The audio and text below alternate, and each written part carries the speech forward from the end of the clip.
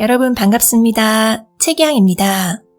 오늘도 제가 쓴 글을 한 편 여러분들께 소개해드리고자 합니다. 오늘은 침묵에 관한 글을 써보았는데 제목을 침묵을 하면 얻을 수 있는 것이라고 정해보았습니다. 그러면 오늘도 재미있게 끝까지 들어주시면 진심으로 감사하겠습니다. 그러면 지금부터 읽어드리겠습니다. 저는 레오라는 이름의 고양이를 키우고 있습니다. 5살 정도 된 표범무늬가 인상적인 수컷 고양이입니다. 배가 고플 때 보채듯이 야옹거리며 쫓아다닐 때를 제외하고는 존재 자체가 없는 것처럼 조용히 혼자 있는 것을 좋아합니다. 그러다가 제가 레오가 보고 싶어서 찾아가면 눈을 껌뻑껌뻑 거리며 가만히 제가 하는 말을 듣고만 있습니다. 언젠가 친구와 이런 이야기를 나눈 적이 있습니다. 애완동물을 보고 있으면 왜 마음에 위안을 받는 걸까? 둘이서 내린 정답은 애완동물은 말이 없기 때문이다 였습니다. 말을 할 수 없기 때문에 내 말을 가만히 들어줄 수밖에 없겠지만 어찌되었든 그런 이유가 우리가 반려동물로부터 위안을 받는 이유 중에 하나일 것이라고 우리는 결론을 내렸습니다.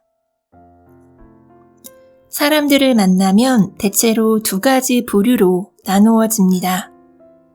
주로 말을 하는 사람과 주로 듣는 사람입니다. 저는 개인적으로 판단해 보건대 말을 들어주는 편에 조금 더 가까운 것 같습니다. 말이 원래 없는 편은 아니지만 다소 의도적으로 말을 아끼려고 노력하는 편입니다. 왜냐하면 주로 저의 이야기를 늘어놓다 보면 하고 싶지 않았던 이야기도 불쑥불쑥 튀어나오고 상대방이 기분 나빠할 수 있는 이야기를 실수로 하기도 하며 결국 저의 자랑거리나 불평, 불만을 늘어놓게 되는 경우가 많아 항상 후회를 하곤 했기 때문입니다. 그리고 말을 많이 하고 나면 지치고 머리가 아프기도 했습니다. 그래서 누군가와 대화를 해야 할 때는 의도적으로 꼭 필요한 대답과 이야기만 골라서 하려고 노력을 하는 편입니다. 그런데 이것이 정말 쉽지가 않습니다. 불필요한 말을 하지 않겠다고 다짐을 해놓고서는 어느새 저도 모르게 장황하게 저의 이야기를 늘어놓고 있는 저를 발견하게 되는 경우가 많습니다. 그럴 때마다 왜 또 이렇게 나의 이야기를 많이 해버렸지? 하면서 매번 자책을 하게 됩니다. 그렇다면 상대방의 말을 듣기만 하고 말을 거의 안 하는 것이 제일 좋은 것일까? 라는 의문이 생깁니다. 흔히 부부간에 말을 하지 않으면 상대방의 마음을 알 수가 없으니 입을 닫지 말고 내가 원하는 것을 말로 표현을 해라 라는 말을 주위에서 많이 듣습니다. 부부 사이에서 내가 말을 하지 않아도 남편이 내가 힘든 것을 알아주어서 내가 원하는 대로 해주겠지? 라고 생각을 하며 참고 있는데 계속 똑같은 불만이 쌓여가는 것을 경험해 본 적이 있을 것입니다. 서로 싸우기 싫은 의도로 말을 안 하고 참고 있는데 정작 상대방은 내가 불만이 있는 줄도 모르고 있는 경우도 있습니다. 불만이 있는 줄도 모르는데 무슨 행동의 변화가 있을까요? 이런 상황에서 무조건 침묵하는 것이 능사일 리는 없습니다. 이런 상황에서는 대화를 하고 내가 원하는 바를 이야기하는 것이 반드시 필요한 일이라고 생각합니다. 이야기를 하되 나의 힘든 점만 늘어놓기보다는 상대의 이야기를 먼저 듣고 그것에 대한 자신의 입장이나 의견, 그리고 요구사항을 핵심만 짤막하게 이야기한다면 서로 간의 불만사항을 해결하는 데 큰 도움이 될 것이고 불필요한 언쟁을 피할 수 있을 것입니다. 가족 간의 식사 시간에 우리는 대화를 많이 해야 한다는 명목하에 자녀들에게 잔소리를 늘어놓고 있지는 않은지 생각해 봅니다. 대화를 많이 해야 화목한 가정이고 부모로서 자녀에게 관심을 가지고 있는 것처럼 인식이 되다 보니 식사 시간에 대화다운 대화를 하지 못하는 경우가 종종 있습니다. 제가 자주 시청하는 프로그램 중에 부모와 아이의 사이가 좋지 못한 가정을 대상으로 일상생활을 카메라로 담아 문제점을 지적하고 해결책을 제시하는 TV 프로그램이 있습니다. 어떤 가족의 식사 시간을 본 적이 있는데 아빠가 밥 먹는 내내 아이를 지적하는 장면이 있었습니다. 아빠가 일방적으로 아이에게 이렇게 해라, 저렇게 해라 라고 말을 많이 하는데 그것이 과연 가족 간의 원만한 대화라고 볼 수 있을까요? 아이는 부모의 지적에 어쩔 줄을 모르며 밥 먹는 내내 불편하고 겁에 질린 표정으로 일관합니다. 이런 대화를 나눌 바에는 차라리 대화를 하지 않고 먹는 편이 훨씬 낫지 않을까요? 처음에는 가족 간의 대화를 한답시고 이런저런 이야기를 하다가도 꼭 아이에게 훈계를 하거나 일방적인 가르침 위주로 대화가 흘러가는 경우도 있습니다. 내가 아이에게 잘못된 것을 지적하고 올바르게 가르쳐주고 싶은 마음이 굴뚝 같다 하더라도 아이가 말을 하게끔 유도하여 아이의 말을 경청해보는 것은 어떨까요?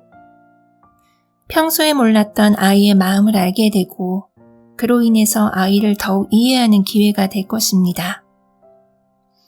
아이의 이야기를 듣고 나서 부모로서 자녀가 잘못 생각하고 있는 부분에 대해서 짤막하게 도움이 될 만한 이야기를 해준다면 장황하게 설교를 하는 것보다 아이에게 훨씬 효과적으로 전달될 것입니다. 조금 부족하다 싶은 정도로 이야기를 끝내는 것이 더욱 효과적인 조언이 될 수 있습니다. 침묵하고 상대방의 이야기를 경청하다 보면 생각보다 많은 것을 배울 수 있습니다. 상대방의 이야기를 끊지 않고 듣다 보면 원인과 과정, 그리고 결과까지 듣게 되는데 그렇게 듣는 것만으로도 간접 경험을 하는 효과가 있어 나는 그렇게 하면 안 되겠구나 하는 교훈을 얻을 수도 있고 전혀 몰랐던 분야의 지식까지 얻을 수도 있습니다. 나는 주식을 하지도 않고 전혀 관심이 없는데 상대방이 열을 올리며 주식에 대한 이런저런 경험담을 이야기할 때 관심이 없으니 그런 이야기를 하지 말아라 하는 것보다는 한번 들어보는 것도 좋은 경험이 될 수 있습니다. 마치 책을 읽는 것처럼 간접적으로 경험을 쌓을 수 있는 기회가 되고 그것이 나에게 하나의 유익한 지식이 될 수도 있습니다. 침묵을 잘 사용하면 주변 사람들로부터 신뢰를 얻을 수 있습니다. 예를 들어 직장에 같이 다니는 친구에게 나의 개인적인 일을 상의했는데 그 일이 회사 전체에 퍼졌다고 가정해 봅시다. 나는 그 친구와 또다시 이야기를 하고 싶을까요? 절대 그렇지 않을 것입니다. 친구한테 들은 이야기 중 개인적인 일과 다른 사람들이 알면 좋지 않을 것 같은 이야기는 절대 다른 사람들에게 침묵해야 합니다. 그런 식으로 남을 존중하는 대화를 하다 보면 자연스럽게 신뢰가 높아지며 신뢰가 높은 사람들 주변에는 사람들이 모일 수밖에 없을 것입니다. 비밀을 털어놓아도 절대 누설하는 일이 없는 대화 상대라면 그 사람을 좋아하지 않을 수 없을 것입니다. 말이라는 것이 많아야 좋은 것인지 아껴야 좋은 것인지에 대해서는 개인 간의 편차가 클 것입니다. 제 생각에는 이렇습니다. 말을 안 하고 살 수는 없으니 꼭 필요한 말만 가려서 신중하게 말하자. 내 말을 하기 전에 상대방의 말을 우선 듣자. 말을 하기 전 짧은 침묵의 시간을 가지고 상대방을 배려하는 말을 골라서 하자. 말을 하면 상황이 더 나빠지기만 할 때에는 차라리 침묵하자. 이처럼 침묵을 잘 활용해서 의사소통을 하다 보면 상대방보다도 오히려 내가 득보는 것이 많으리라 생각합니다.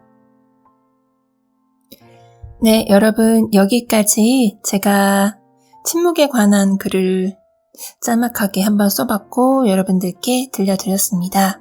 어떻게 재미있게 들으셨는지 모르겠습니다.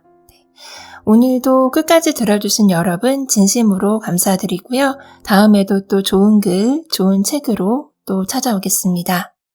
감사합니다. 지금까지 책이양이었습니다.